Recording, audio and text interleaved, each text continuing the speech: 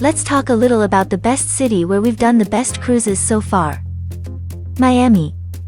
It all started after we had done several cruises here in Brazil. Our favorite company is Royal Caribbean, American, but as it stopped offering cruises in Brazil, we decided to go to it, and those who love cruises and delve into this culture, discover that Miami is the world capital of cruises.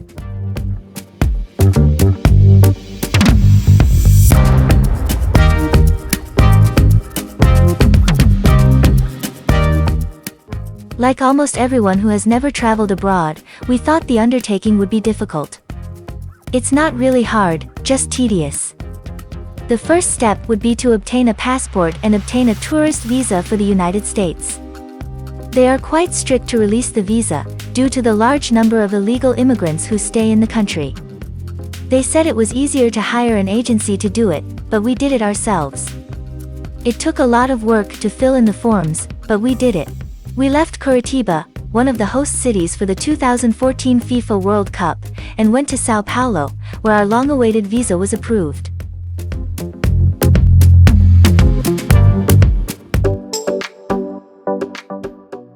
And on our first visit to a first world country, we were impressed by the contrasts with Brazil.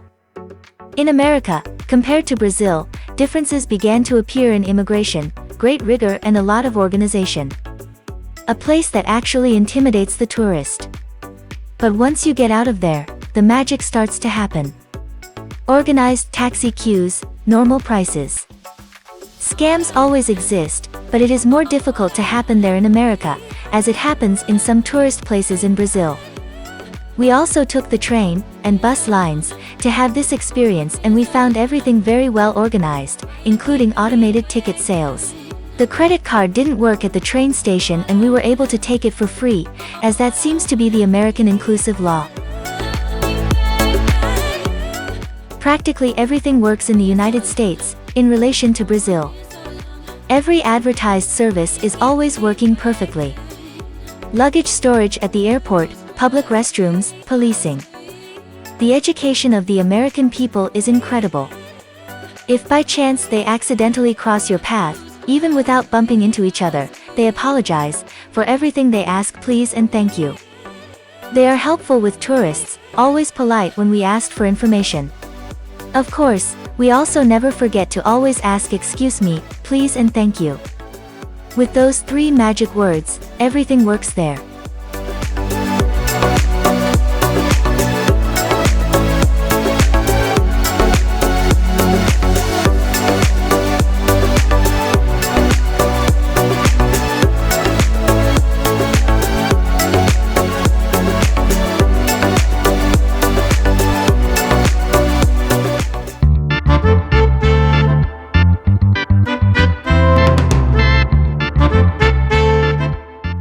In Miami, when crossing the street, drivers will always give you the right of way.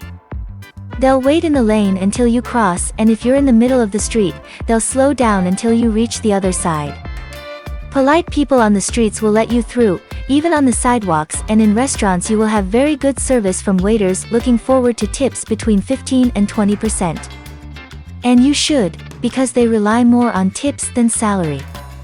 If you've been well attended, it's cruel not to leave a tip because tipping is part of the culture there. Different here in Brazil, where in the vast majority of places it is not necessary to tip. The urbanization of Miami, as well as most of the United States, from what we've seen, is wonderful. All well done. It feels like we're in a big Disneyland, in the best sense of the word. Sidewalks, streets, wheelchair access, houses, buildings, public constructions, everything well painted, cared for, preserved. Of course, not everything is perfect. There are poor areas in need of attention, but they are less compared to Brazil. In fact, it is enough to reverse the general picture.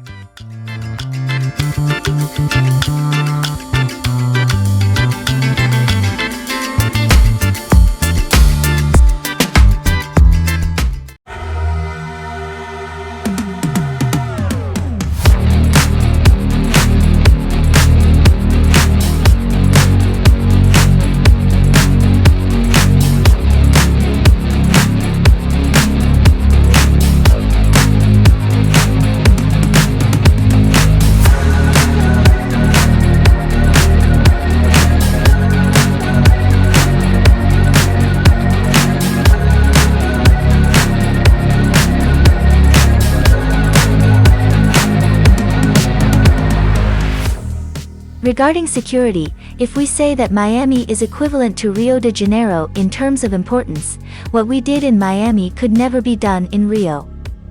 We simply left the restaurant bill and tip on the table and left. Nobody stole. We bought a new cell phone and filmed the entire trip with it in hand. We went to the end of a street, Lincoln Road, and we had a great feeling of security there. In Brazil, in Rio, cell phone and wallet should stay in your pocket, and even then you run the risk of being robbed. Go to the end of a deserted street, never. In Miami we weren't harassed and everything went well. It is extremely safer compared to most cities in Brazil and is still not one of the safest cities in the United States.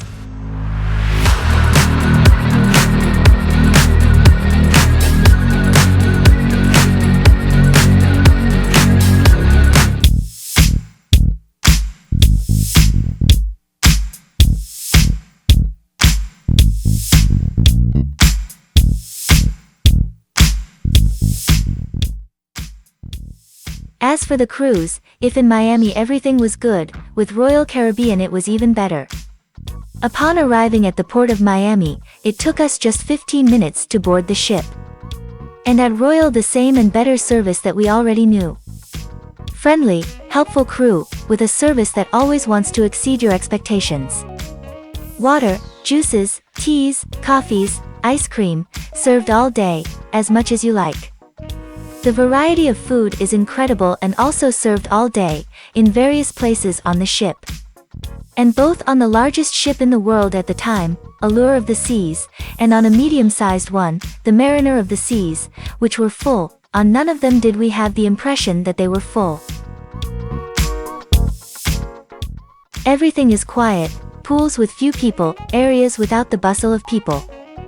Endless activities, entertainment as far as the eye can see, leisure and rest areas, complimentary drinks and gifts on several occasions, hotel service, restaurant, bars, everything of the highest quality, without queues and without stress. So is a cruise with Royal Caribbean, and so is a cruise from Miami.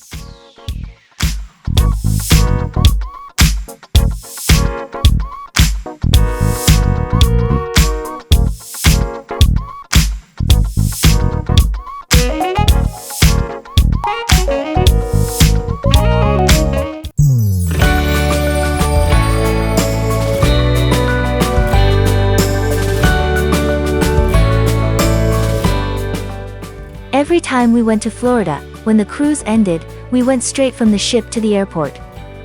We landed in Brazil, and with each passing minute, the feeling was of slowly waking up from a dream that was slowly ending, being engraved only in memory and in the heart. Thank you Royal Caribbean International, and thank you American people for giving us a perfect vacation.